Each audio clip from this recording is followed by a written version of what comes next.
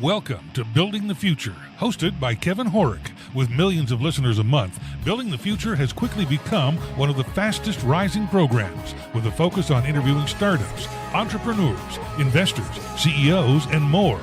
The radio and TV show airs in 15 markets across the globe, including Silicon Valley. For full showtimes, past episodes, or to sponsor the show, please visit buildingthefutureshow.com.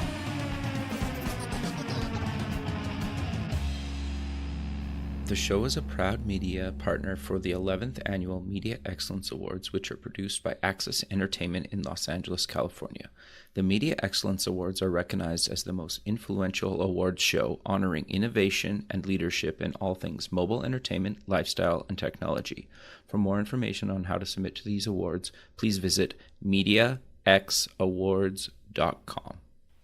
Welcome back to the show. Today we have Janice Taylor. She's the CEO and founder at Mizzou. Janice, welcome to the show. Thank you for having me. Yeah, I'm excited to have you on the show.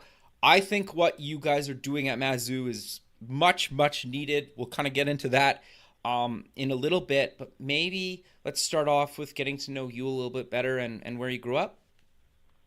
Yeah, for sure. So I'm from Canada, but specifically province of Saskatchewan, which you don't necessarily go to Saskatchewan. You either drive through Saskatchewan or you happen to be born there.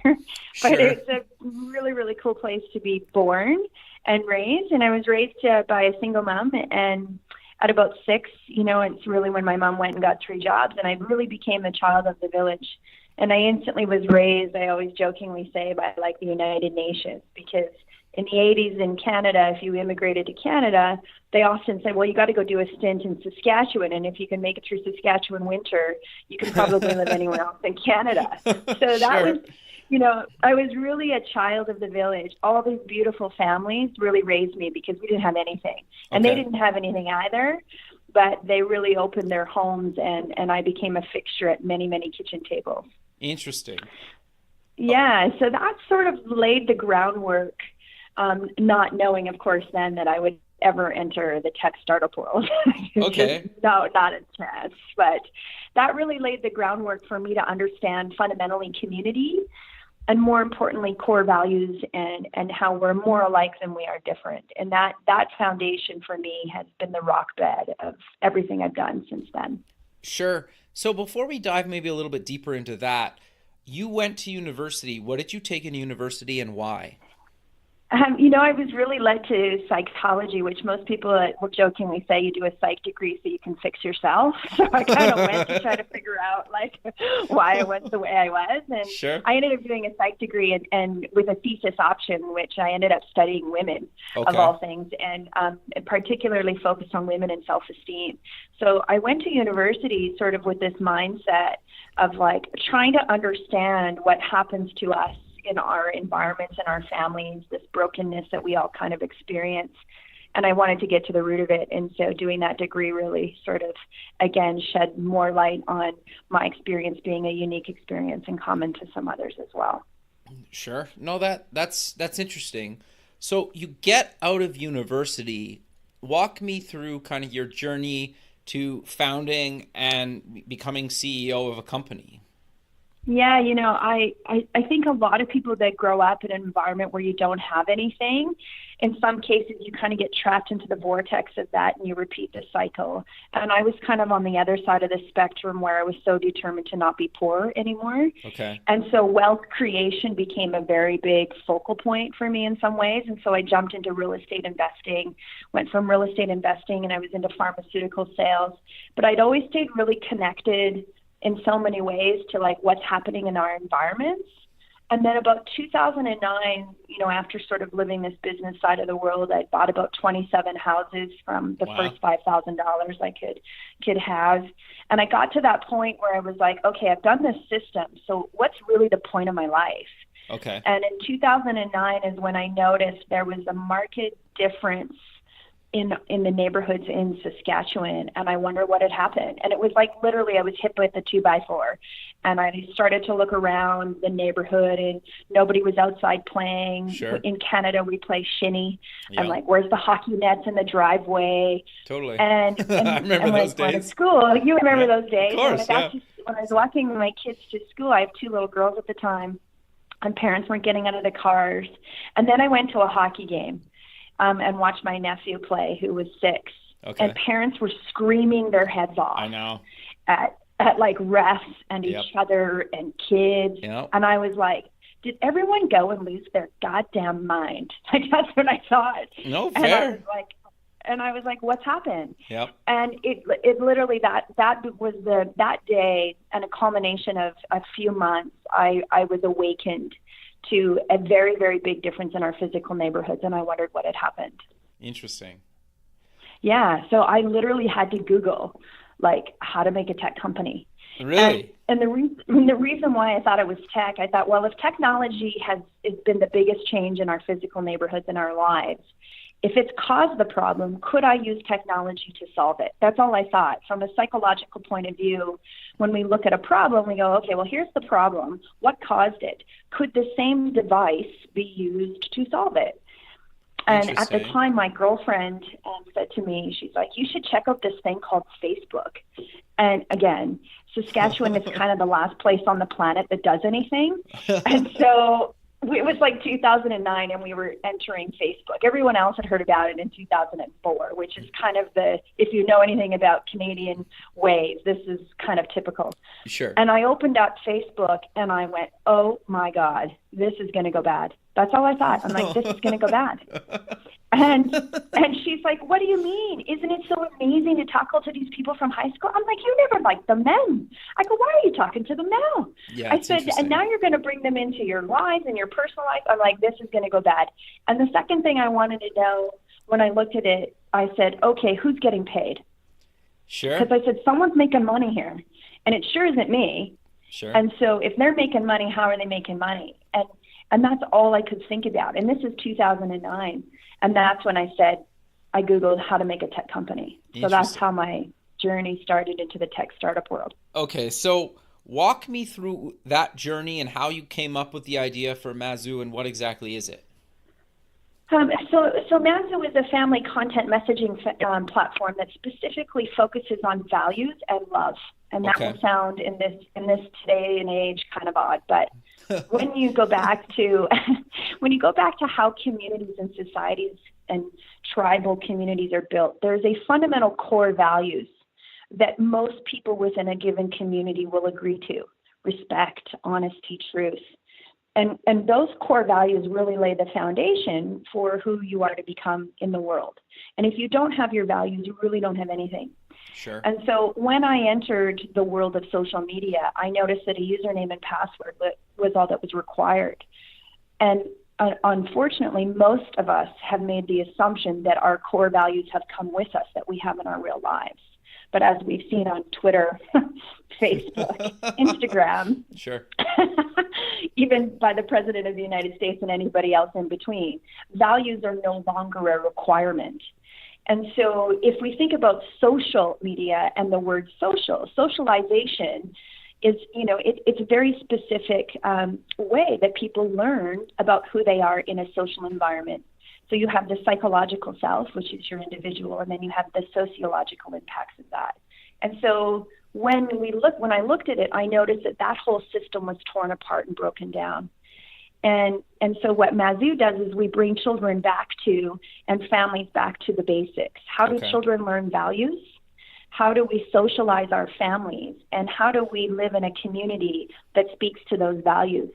And so going back to the original story of my life, families raised me from China, German, Polish, Ukrainian. I had a First Nations Cree family that was so fundamental to my upbringing. And every single one of those families had very common core values. Sure. Their culture was different. They ate different food, but they had this real clear core value. And I'll never forget Mr. Bellegarde saying to me, Janice, character is your only thing that you have, and it's your character bank, so spend it wisely. And so what Mazu does is it really takes what used to happen in our old school lives into new school technology. Yeah, that's interesting. And so we really, in our ways, we kind of disrupt the way we think about if social media is here to stay, and I'm a parent and I have a 14-year-old and 11-year-old, if social media is here to stay, is there a way to do it better? Is there a way that speaks to our actual humanity? Sure. See, right now, the way that social media is built, it's built on a fear-based system. And a fear-based system is your lowest common denominator of self. Okay. Your ego is activated, and you just want to feed that beast. Likes, but like buttons are what really like buttons are is what we would say in psychology, Pavlov's dog on steroids. Interesting. So it's the bell. But the most fascinating thing about that is we become so conditioned to rely on it that when love, real love, and the proper food for your life is facing you, you are so addicted and in the vortex of the like button, you don't even notice what's staring at you in the face. And now, if you think about that, if you go to any kind of sporting event now with your kids and your kids are playing, look at the stands. Yeah. How many parents are looking at their phone? And so we're looking at our phones, we're bringing out our phones, we're not even present in a lot of those moments. For children, they don't come into the world with a device in their hand. We give them one. Yeah. And we begin to condition children too early to things in the vortex. And I call the vortex is really, anything in the social media current environment, Twitter, Facebook, Instagram, Snapchat. Sure. When we think about those social environments, they're changing how children see themselves. And that's irresponsible. But you also think, well, correct me if tell me what your opinion on this is. I don't think it's just children. I know some adults in their 30s that still buy into the Hollywood illusion of somebody's glorious Instagram life, right? But you actually know that person and you're like, okay, you did your hair and makeup and you planned all these photos for Instagram.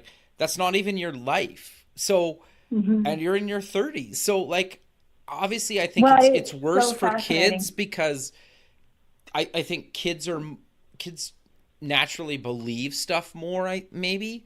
But yeah. I think I know some adults in my immediate friend group that still buy into the crazy social media thing. And just for some context, I recently quit Facebook, Instagram, and WhatsApp just because Facebook owns the three of those because of the final straw for me was kind of all the data leak stuff that happened not too long ago. But there's been a handful of things and it was just, and I will tell you honestly, not that I checked any of those that often, but I am so relieved and I have never missed anything. I don't miss it at all. I've never missed, I don't miss it at all. It's to the point where I'm almost relieved that that's not even part of my life. Those networks, I'm still on Twitter and I use LinkedIn all the time, but those three kind of things, I do not miss at all. And I've missed them probably the least out of anything that I can ever think of. Well, it's so interesting that you experience that because if we think about adults, Sure. So I'll just refer to this as the vortex. Okay. So when you're inside the vortex, it's a rat maze. Sure. So imagine a whole bunch of rats running around. Now, the rat actually, the psychology and the part of your brain is very, very young.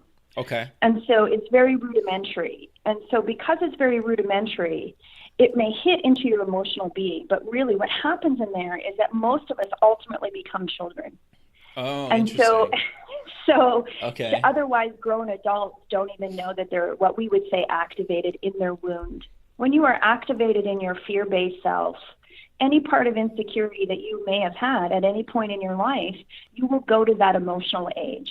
Okay, so interesting. your emotional age, most people experience a wounded part of their life between birth and 10 years old. Sure. And your parents divorced, your dad's an alcoholic, a workaholic, your mom's not available. Just think about all the things that you deal with or how the world sort of kicks the crap out of you. Sure. And so all of a sudden, these well-intended, Silicon Valley gods come up with a system where you get to telegraph your life all the time and pretend that you're something other than what you are. Sure. So, but what's really activated in there is your 10-year-old self, is your child self, the Sure. one that wants to be loved. And so So it's really very simple when you look at it. And those that have done any sort of work in the addiction studies, what we know about addiction is that addiction is really the feeling of unworthiness. It really has its roots in numbing and what we say numbing and stuffing. So most people will choose alcohol, pornography, all the different ways to avoid feeling their feelings. And it sounds soft and cozy, but it's actually science. Interesting. And so you don't want to feel how you want to feel, so you're going to pretend to be something other than what you are. And so what these guys figured out, and maybe they did it intentionally or not, it doesn't matter.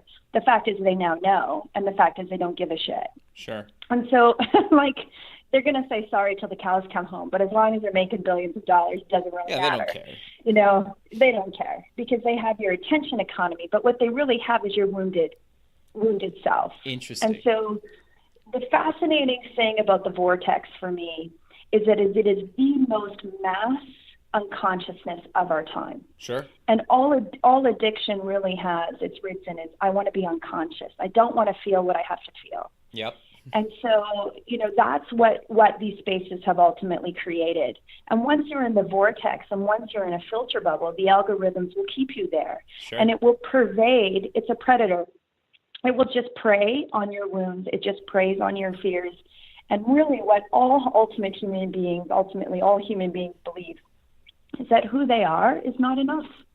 They don't believe that they are enough as they are. Sure. And so it is the greatest predator of our times. Interesting. So how are you guys providing a solution for that? Because I think you guys really are. We are. Yeah. You know, it sounds crazy in some ways, but I said to my team all the time, I said, you know, we're making the 12 steps for digital. And so if you think about the 12 steps, sure. The very first step that I believe that we can tap into in our human consciousness is children. Okay. You know, you have young children now. Yep. When you have these children, there is something so primal about that feeling that even the most, you know, unconscious addictive state, when we have these babies, they just change us. And by tapping into that, I can begin to educate parents and create an awareness to parents that say, hey, you want to spend your Saturday nights on Instagram? Great, but just don't put your kids there. And so what we slowly do is we try to pull parents out of the vortex, put them into a space that speaks to them as a family. Don't exploit their data or their privacy, but really bring them into a nurtured, loving space. I call it the dry out period. Okay.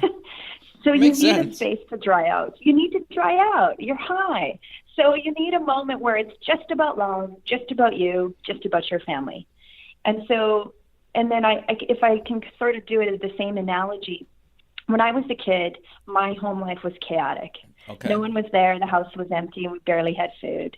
And when I go to my dad's house, he was a drunk, so there was parties raging there. And so basically, I had a real-life version in the 80s of social media. All the things I shouldn't see, I did. Interesting. And so, but I had in my neighborhood all these really wonderful, loving families. And I got to experience love through their eyes. Okay. Now, it wasn't my family, but at least in the village, I could go there and quote-unquote dry out. I had breaks from chaos. And so what Mazu does is it's a rocket ship that runs along the vortex of chaos and pulls people into love, into a place that they can feel that. And even if they go back to the vortex, we're still giving a place of calm. We need calm. We need love. We need reasoning. We need truth. We can't live in a constant activated egoic state like we do in social media, reacting to the latest tweet all the damn time. Our beings are not built for that. We need a balance between fear and love. No, I think that makes a lot of sense. But, well, I'm curious to get your thoughts on this. Do you think that we're too sensitive with things nowadays? And I'm not saying, like, I know there's certain things that obviously, like, we should stand up for, but do you think that we're kind of, well, I guess I'll give you an example. I remember going on family vacation and we're driving down the highway, you know, between cities. Obviously you're going fast. And I remember like kids laying across the back window. Right. And it's like, I'm not saying we should allow that because that's clearly very, very dangerous. Right. But like, there's a lot of things that we do now that I feel like we try to like bubble proof our children.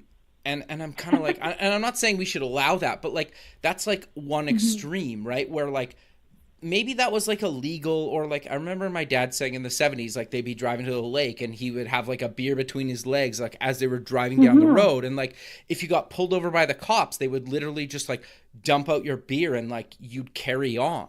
And I'm not saying I like agree with like drinking and driving or like your kids laying across that, but like, I think like that's one extreme. But like nowadays, I feel like we're just trying to like bubble wrap our kids and like that nothing bad or even maybe good can happen to them. We just want them to have this kind of like straight path to like adulthood, and like we don't want them to kind of experience either extreme, good or bad. Like, do you agree with that, or what's your thoughts on that? 100%. So you said something that was so interesting. You can't experience good or bad. So in a numb and stuffing, addictive sort of world that we currently have, where we don't want to feel anything because all emotion is bad emotion. Sure. And so what we essentially are doing is we are already in a very activated fear-based state. We fear each other more than any other time. Totally. Everybody is a terrorist. Everyone's trying to kill us. Everyone's trying to steal our kids, because the social spaces that we're spending, 2.2 billion people every day pick up their phone 200 times a day. And so what you really have is a very, very activated fight or flight. Someone is always dying and someone is always trying to kill me. So they have this sort of, what we would say, this really sort of activated hormonal state in their beings biologically. When you are in fight or flight, all you are is in is fear. And so what happens when we have these children, the emotion takes over us. We feel nothing but love for them. It's insane how much we care about them. But we are in this activated space ourselves. So when it comes to our kids, we now think the boogeyman is everywhere. We think that if our children don't have a device, they're not going to be Bill Gates, the genius. You know, if I don't put them in everything and try them in every event, they're going to be stunted humans. Where actually the reverse is really true. What we really need to get back to is a balanced state. So like our parents, you know, in those days, we could experience some funny and some chaos. And it wasn't like, you don't need to be fired and your job is over. But again, in an activated state, all you really want is to kill all the fears that you have that are coming up for you. We don't have a sense of love and acceptance for each other, let alone any sort of faults that we may have with each other, because we all have them. And so in a numb and stuff experience where you are so unconscious, any change of emotion, good or bad, we don't know how to really sort of allow that to pass through our beings in a normal way. And because we're afraid of each other, we've created this scenario where everybody is evil and awful and the devil. Like everybody is out to hurt us and everybody's out to kill us in some way. But really, our parents didn't really fear each other that much.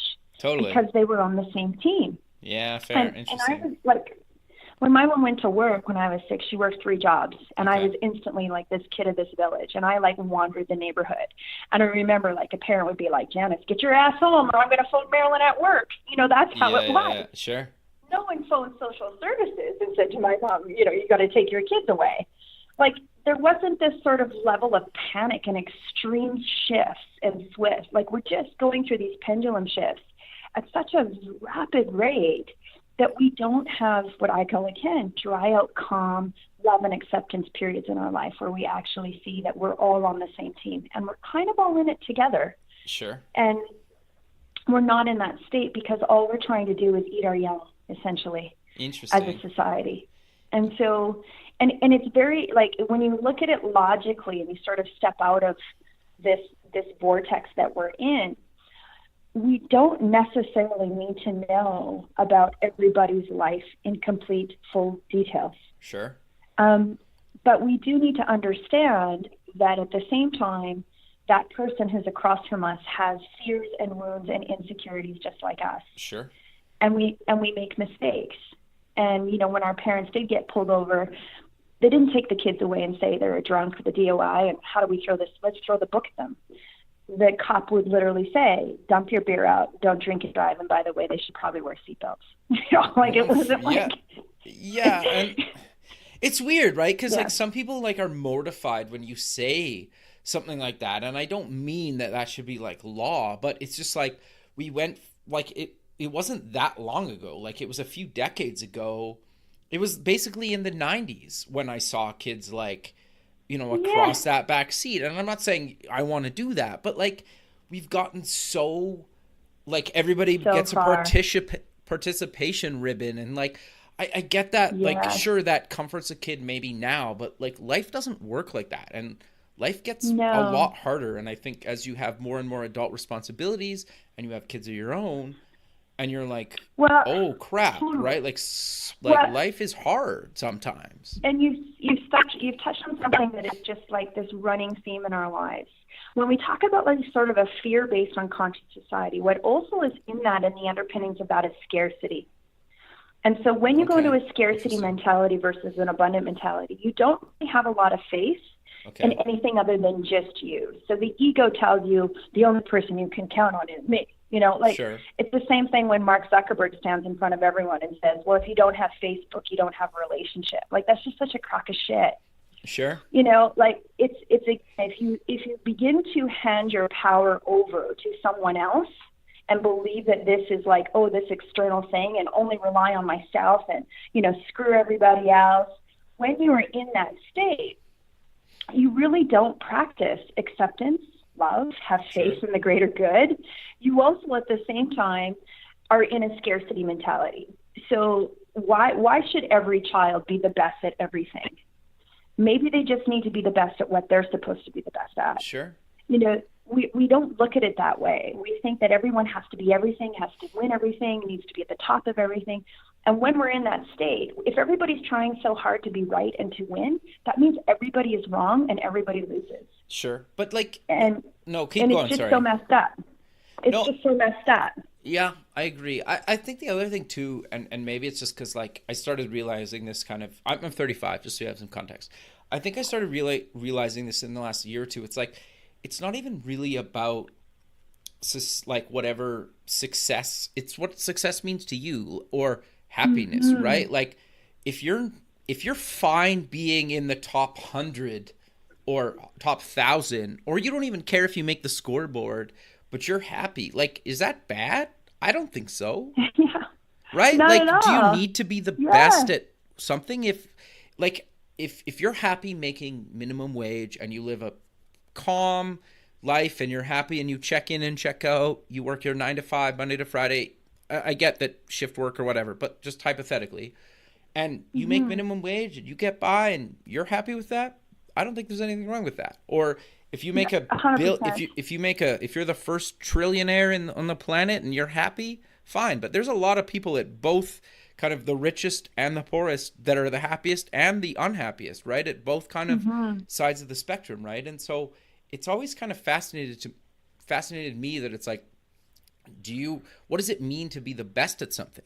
And like, if you're the best of something, I think there's a lot more pressure, because the only way you can go is down. If you're number one, like if you're the wealthiest person on the planet, the only place you can go is down.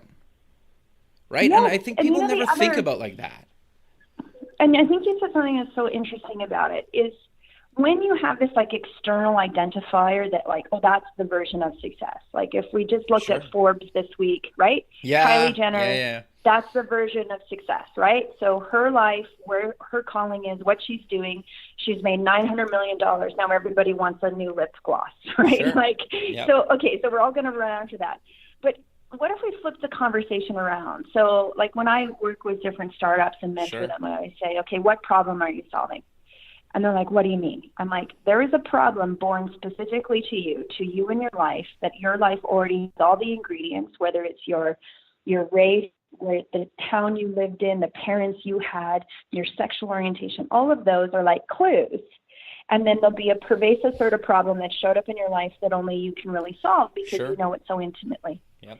And when you say that, they're like, oh, well, I know this really makes me very sad. This is where my pain is. This is a problem. I'm like, great. Now decide what the vehicle is for you to solve it. Is it the best lip gloss? Is it a tech startup? Are you going to become a rocket scientist? Who knows? Sure. But when we don't actually look within ourselves and say, okay, what am I to do with my life that serves a greater good? And this is the question I always ask people. How are you serving your life for the greater good. Sure. It's not about making $900 million. If I ever met Kylie Jenner, I'd say to her, how is it what you do? How does it serve the greater good? And if she says it does this, this, and this, I'd be like, good on you then. That's your calling. That's your path. But we spend so much time trying to decide the vehicle first without actually understanding what you're supposed to do with your life. Yeah. And then when you stay in scarcity, when you say, oh, look at my life, it's been so terrible, all these things have happened to me, this is what's going on. I'm like, okay, great. So now what are you going to do with it now that you know that so well? Totally. And I think if we switch the conversation from defining success to actually the conversation should be about what problem are you supposed to solve? So like even right now, everyone's yelling, oh, women to get in tech, women should get in tech, women should get in tech. And I'm a woman in technology, and someone will say to me, well, don't you tell every woman to get in tech? And I'm like, no. Interesting. And they're like, why not? And I'm like, well, if her problem that she's supposed to solve requires technology, then I tell her to get her butt in tech. Totally, yeah. It's fair. If her problem that she's born to solve is in accounting, I tell her to be an accountant. But it's like we're telling people to jump into industries and to become vehicles before we know what fuel they're going to use. Totally. Because if you don't know your problem is your fuel. Sure. Like there's days in this 9-year journey being in the women and being a woman in technology, from them thinking I'm a waitress or a call girl to everything in between. It's if I didn't know that this problem was mine to solve, I would have quit. Yeah. Interesting. And so there's no version of success in this other than the fact that I know that had I not experienced the most horrible sort of childhood in some ways, blessed with so many blessings of this family around me, I would never have understood how it feels to grow up an abandoned kid. Interesting. Because I know that so profoundly, and it still can make me cry, that I knew that I never needed to fear my neighbors because my neighbors raised me. Yeah. And so because of that, if I didn't have the flip side of the pain, so I had a painful experience, but the flip side was love, that I could ultimately become a tech entrepreneur. Yeah. No, no, keep going. Sorry. It's interesting, but I think we need to throw out the word success. Yep. And we just throw out the word of all of that and say, what problem do you think you're supposed to solve? Sure. No, and when you focus on that, people explode. They blow up. They're so lit up and so alive, they forget about all the other things that are out there for them to do. Totally. It's really fascinating. No, I think that's amazing. And I 100% agree with you, because when you phrase it in a way that's so simple that people almost say like, wow, that's such a simple way of putting it. I never thought of it like that. I think it almost comes back to and it sounds, again, kind of stupid to say, but anybody that's ever been successful in any industry since the beginning of time just decided to go for it one day. It sounds stupid, right? But name anybody you admire that's been successful. They just decided to go for it one day. Any actor, musician, filmmaker, Kylie Jenner, it's Kylie, right? That's was on Forbes, whatever. One of the Kardashians basically decided to just go for it one day. Sure, she's got everybody can say, oh, she's got a big famous family, but there's a lot of people that don't have a famous family that just decided to go for it one day and are super successful. Whatever that means, I think separating success with monetization is key to this, because money can be tied to that, but it doesn't have to be tied to that. I think if you're satisfied with wherever you're at, whether money's a factor or not, I don't think it needs to be always tied to money. That's my opinion. No, you're 100% right. But we are so in love with the monetization of our lives. Yeah, that we're not even really in love with our lives. Sure. And we don't even really like ourselves in so many ways when we're in the vortex. And, interesting, I had this conversation when I first decided to do this tech startup. Everyone thought I was crazy because my mom worked at what we would call a Walgreens, but Shoppers Drug Mart for Canada for 30 years as a cashier. Okay. And So I have no pedigree for any of this. Like, I went to the University of Regina. Like, it's not like I went to like Stanford. Yeah, but I think that's also inspiring, right? Like in itself, yeah, like you don't even need to go to university. You don't even need to graduate high school to be successful. Not at all. And you just kind of go for it. Yep. And I remember when I decided I was going to do this, the second letter I wrote after I wrote this manifesto for a tech company was to the Oprah show. Okay. And I said to my mom, I'm going to go to Oprah. And she's like, no way. Like 3 days later, I had a call from the Oprah show. That's amazing. And off I went. But I remember Oprah during that time, she said, do what you love and follow your vision, and the money will follow that. Sure. And, but right now what we're doing is we're following money, and then we're trying to like makeshift a vision. Yeah. And as a result of that, you're not actually living authentically. You're not living the life that you were supposed to live. Yep. Like, you're not meant to be, maybe you are meant to be Howard Stern, but maybe you're not, because there's only one Howard Stern, right? Yep. Like, totally. 100% agree. If you think of that, right? There's only one Kylie Jenner. Good for her. I hope she uses her life in every capacity to serve something bigger than herself. Sure. That's the thing I always say to people, the richness of your life, and instead of the success of your life, the richness of your life is how are you using your life and your story to serve something bigger than you? Sure. And when you do that, it can be in the smallest way, like you could be just, the head of the PTA, and that's how you're serving. Sure. Or are you building a tech company, or are you building whatever you're going to build and use your life with? But the thing that I always say, that the only reason why we have problems in the world is because we're not actually spending enough time solving them. Yeah. Wow. That's interesting. I never thought of it like that simple. Like that. I get it's way more complicated than just that statement, but you're right. Like, if you take even Jeff Bezos, I was having this conversation with like a good buddy of mine. It's like, okay, he's the wealthiest guy on the planet right now. If he took like even like a quarter of his net worth, or even half of it, right? Like, his life would not change at all. He'd still be able to buy whatever materialistic stuff he could ever dream of.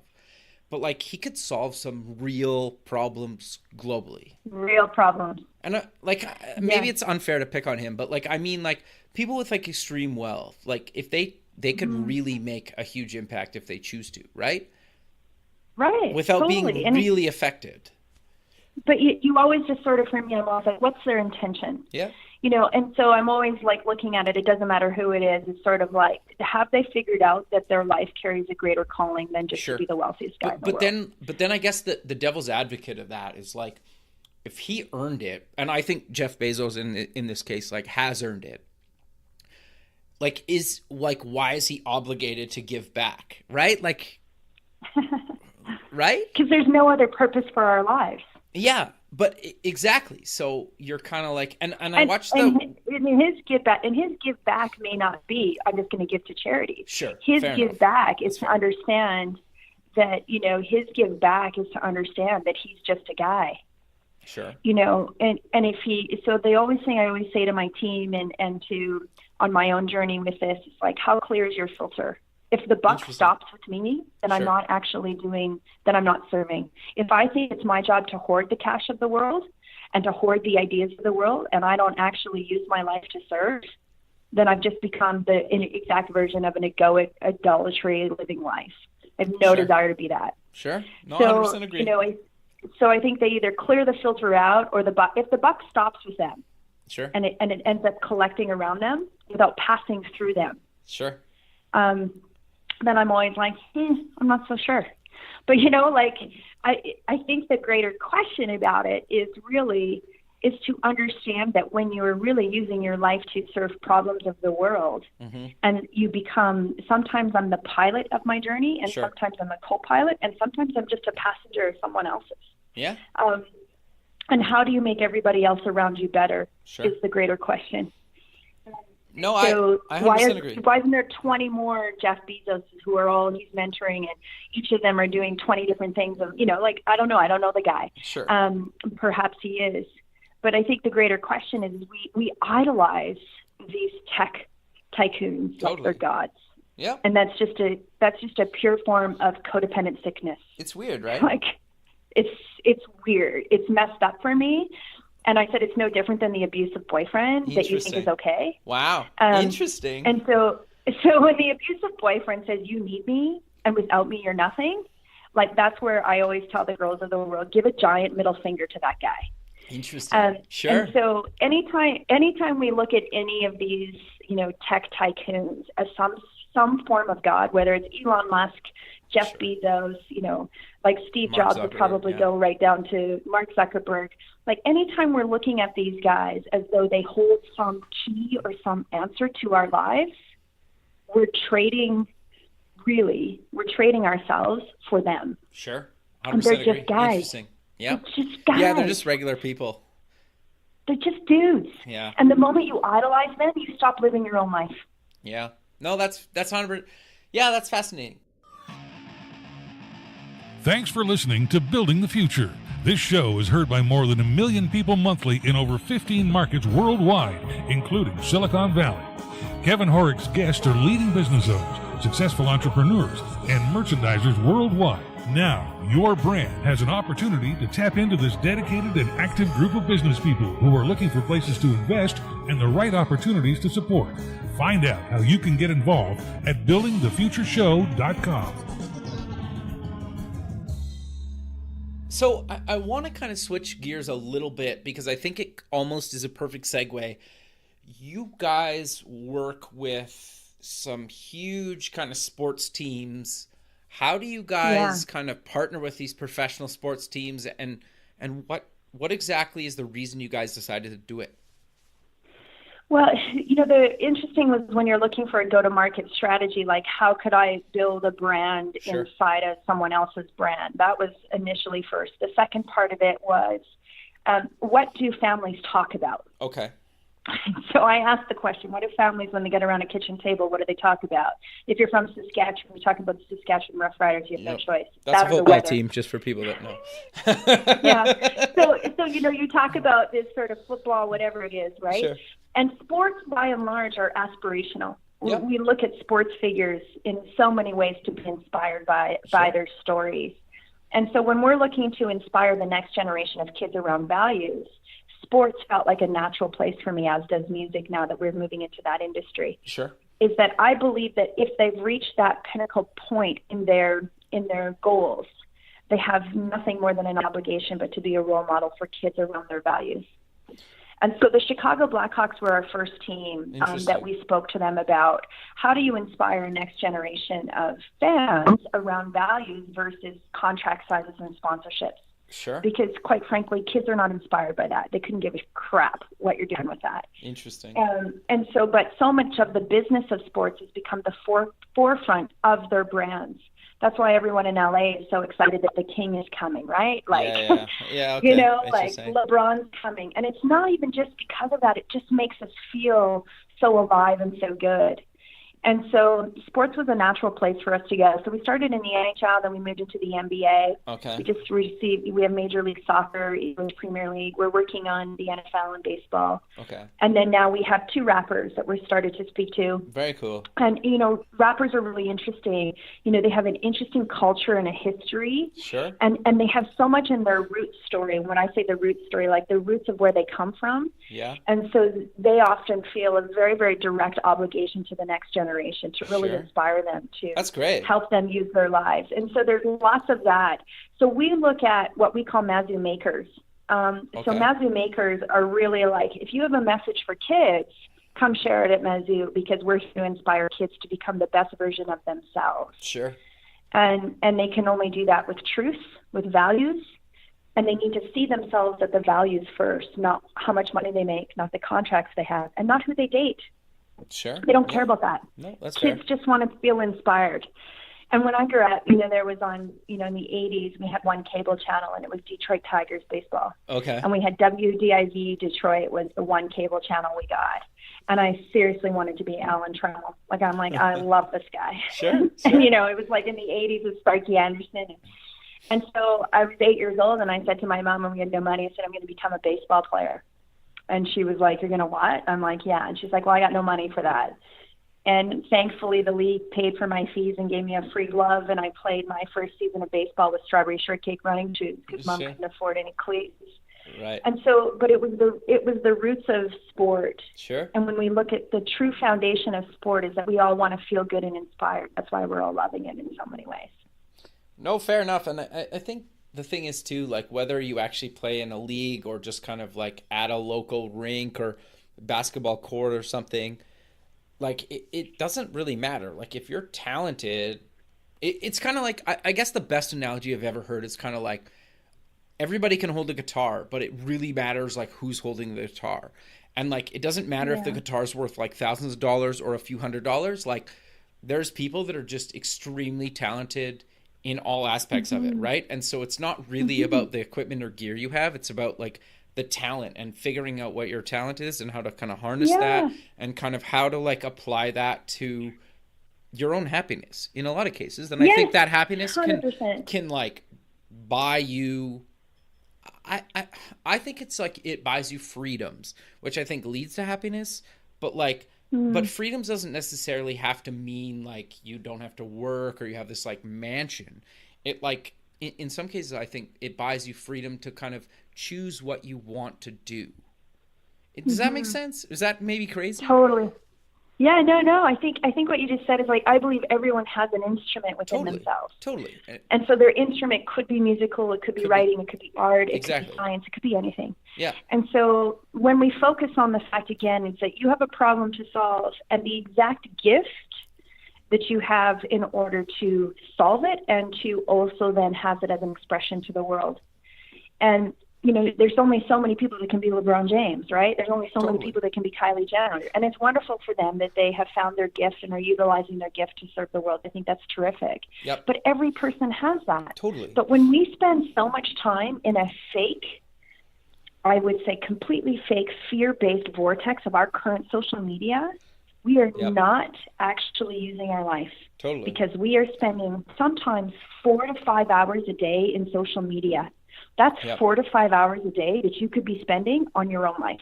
Or building your own career or business or startup completely. Or chasing your anything. Passion. Right? Writing the next song. Walking in the nature, matter. you know, like playing basketball. Seeing who you are. When we're lost in the vortex, the only person that's actually reaching anything in the vortex is the people that own it. Yeah. So whoever owns that media, they're the ones that are actually living their dreams because they're making the billions of dollars and they're using you to do it. Totally. And so stop giving your life away. Like, interesting. It's worth something. And like, that's why I refuse to spend time in there. And I just won't give them my life. Like, I'm sorry, you just don't get my life. Like I've got one life. I've got so much time. I got to spend it wisely. Sure. And so, and the same thing again was like, we're spending so much time there hoping that if we change the outside, the inside changes. And it's actually an inside job. Yep. Like it's a full-on inside job. You have a gift. Every person born has an instrument within themselves. Totally. And how we bring that out, you know, well, that map is a really fun one to discover about yourself. And so, you know, that part of it now for what we do at Manzoo and what I do with my life on the sidebar of all of this, you know, is really working with people to understand that they have a specific gift that they need to birth into the world. No, I understand. And I think that's actually the journey. I think it's interesting that you just mentioned that because like my wife and I were having this conversation yesterday. It's like I'm very much and it literally took me probably until I was 33 to figure this out, and I'm 35 now. So like this is very, very new to me. That I am very much now the type of person I never used to be to just like book something and figure out how to make it happen in the future, then try to wait until the moon, the stars, the money, the life, the everything aligns perfectly to actually do something, right? And I wish it's like, and I remember specifically like, you know, obviously like older people when I was younger in my teens saying like, you know what, like take this advice. I know you're young and you probably won't, but like, I wish I did this when I was your age. And like, you always look back like, oh, like, what does that guy know? Like, who cares? But then you get older and you're like, Yeah, like he was totally right, because there's so many things you don't consider, but like if you just take that leap of faith, or maybe you need somebody else to just book something for you. Like the example I was going to use, like my wife wants to run this marathon, right? Okay. And I told her, I said, just book it. Like, just book it. We'll figure it out. Who gives a shit? Like, you can train, whatever. Like, all the, like, how to get there, like, doesn't really matter. We'll figure it out, right? Like, and a lot of it has nothing to do with actually the money involved in it. But, like, she's scared to actually just book the thing, right? And, like, up until, like, a couple of years ago, I was the same way. But, like, what's the worst case that happens? You don't show up. Like, who cares? Like, that's the absolute worst case, is like you don't board the plane and you don't go. Like, who cares? Like, nobody looks down on you. No, you don't, maybe you know, but like nobody else knows. Who cares? Right? Like, that's the thing. Like, it's not like. Well, you touched on something so interesting though, right? Sure. Because it's really about hope. Sure. You know, like it's really about hope. It's really about faith. And when you're in scarcity, you're in fear, right? Sure. Oh, that won't work out. I can't go there. We can't afford it. Oh my gosh, if I go there, what if I fail? What if I don't get there? Oh my God, and what if people know? And then that's, you know, so when we get in our fear-based selves, which everyone has, it's like you're in full-on scarcity. Yep.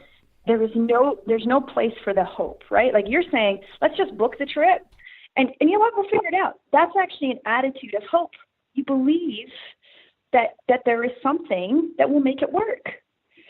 And you don't really know all the ins and outs yet, right? Yeah, I 100% agree. And like, but why does it matter? Like, who cares? Like, the thing that I think that I wish, and I wish I even just did it myself earlier in life. Like, none of that stuff matters. Like, who cares? No. Right? Like, if she never does it, it doesn't matter. No. And like, but if she does, what will she do the next time?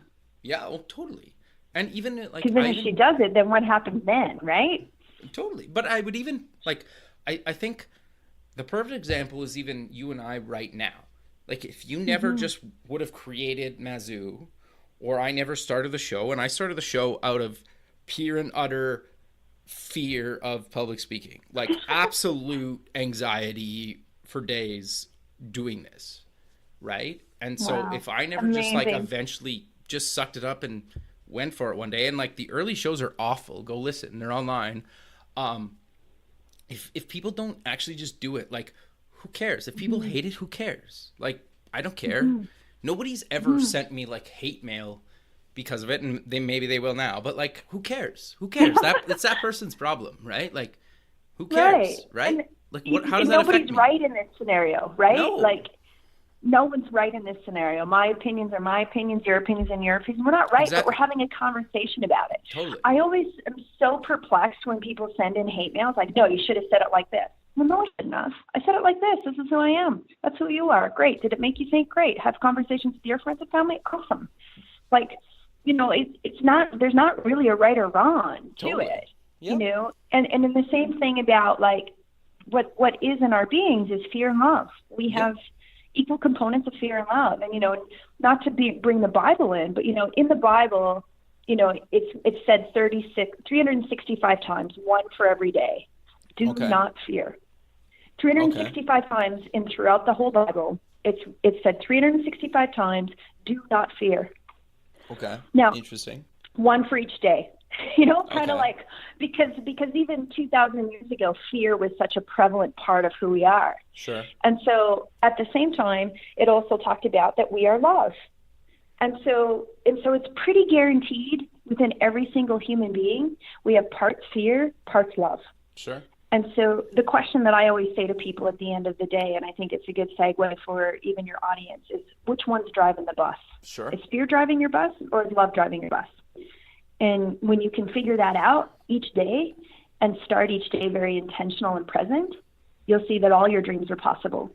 Sure. But you really do need to ask yourself, like even for your wife, okay, is fear driving her bus, or is love driving her bus? Sure. Because when love drives our bus, we're hopeful, we're excited, and we have faith. Yeah. When fear drives our bus, we say, we can't do it. That won't work out for me. Oh my gosh, this is devastating. Sure. And so if you think about those two pieces, is that the ultimate journey of our life, if we put all politics away, we put all of our identifiers and our labels away, we put faith, and religion and all of that away, and we go, okay, am I operating from a space of fear, or am I operating from a space of love? Mm-hmm. And then the true challenge of our life is that each day I just try to live closer and closer to love each day, and to sort of release and be accepting of what happens along that journey. And really, that's the whole point of our life. Janice, I think we could probably talk about this for another hour or more, but we're out of time. So, and I don't really think there's a better way to close the show. But we should mention where people can get more information about Mazu and yourself, and any other links you want to mention. For sure. Yeah. If they just go to mazufamily.com, they'll hear our story there, can get in touch with me. By all means, any of your viewers that, have any sort of listeners have any questions or just want to say, hey, I'm figuring something out, I'm happy to offer any kind of mentorship for that. That's and great. then if they download Mazu on the App Store, and also Google Play, Mazu is there, and bring your families to us. We're here to awaken families with love. That's what we're about. Sure. And it's MAZU and then family.com. Yeah. Yeah. Just the Canadians say Z.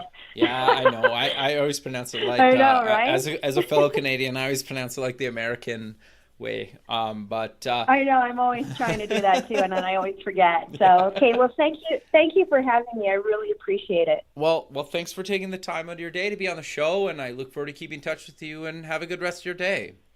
Okay, you too. Bye. Thanks very much. Okay, bye. Bye. Thanks for listening. Please visit our website at buildingthefutureshow.com to join the free community, sign up for our newsletter, or to sponsor the show. The music is done by Electric Mantra. You can check him out at electricmantra.com and keep building the future.